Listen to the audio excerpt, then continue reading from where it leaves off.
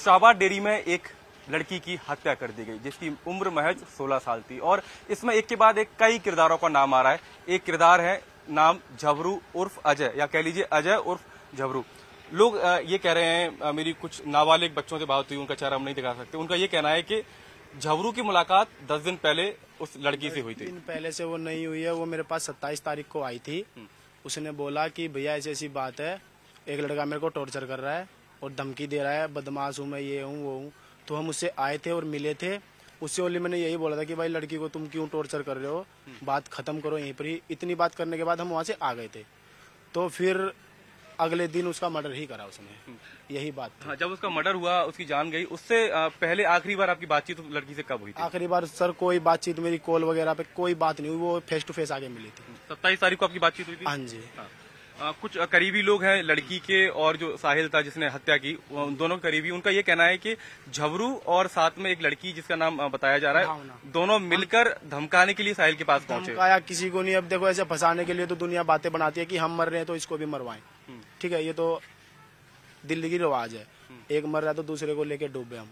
ऐसा कुछ नहीं था। हम उससे मिले थे, वो यहाँ पे 15-17 लड़के लेके खड़ा था। तो उसने मोस्ट वांटेड भी बताया मेरे को। मैं मोस्ट वांटेड होता तो मैं गलियों में नहीं घूमता, भी मैं यहाँ पे नहीं आता। मैं अपना अंदर ही रहता, भागता कहीं।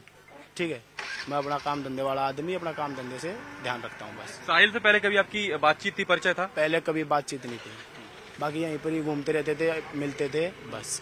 साक्षी से जो लड़की थी जिसकी मौत हुई, हत्या कर दी गई, उससे कोई बातचीत पहले हुई? उससे मेरी कोई बातचीत आज तक भी फोन पे बात नहीं हुई थी मेरी, परसों तक भी।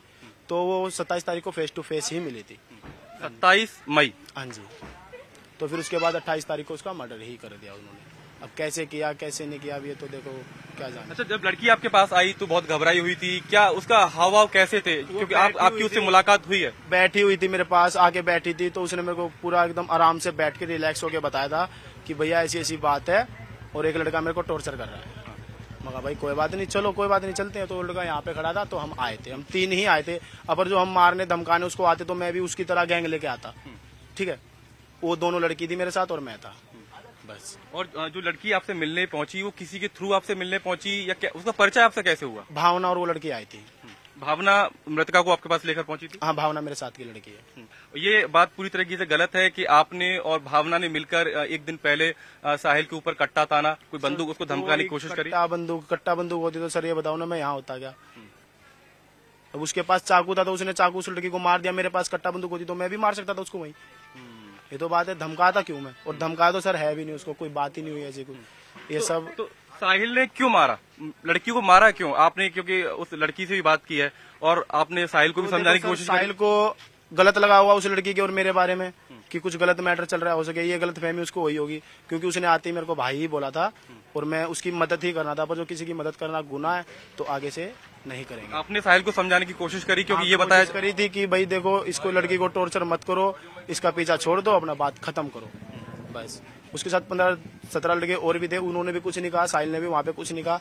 तो हम आ गए थे घर। मृतका जब उस गली से गुजर रही थी तो उसने फोन करके उसको बुलाया था या उसका डेली रूटीन था वहाँ से आना जाना, तो उसने घेर के उसको मारा? अभी देखो इस चीज का तो मेरे को पता नहीं उसका डेली रूटीन था क्या था, लेकिन सुनने में ये आई है वो फ्रेश होने के लिए गई थी। यहीं पर ही शौचालय है, उसी शौचालय में फ्रेश होने के लिए गई थी और वहीं पर उसको वो लड़का भी मिल गया और उसने ये काम करा। एक नाम आ रहा है नीतू का। नीतू को कब से जानती थी मृतका? अभी ये तो पता नहीं सर, वो सुनने में भी आया कि नीतू के साथ ही रहती थी वो।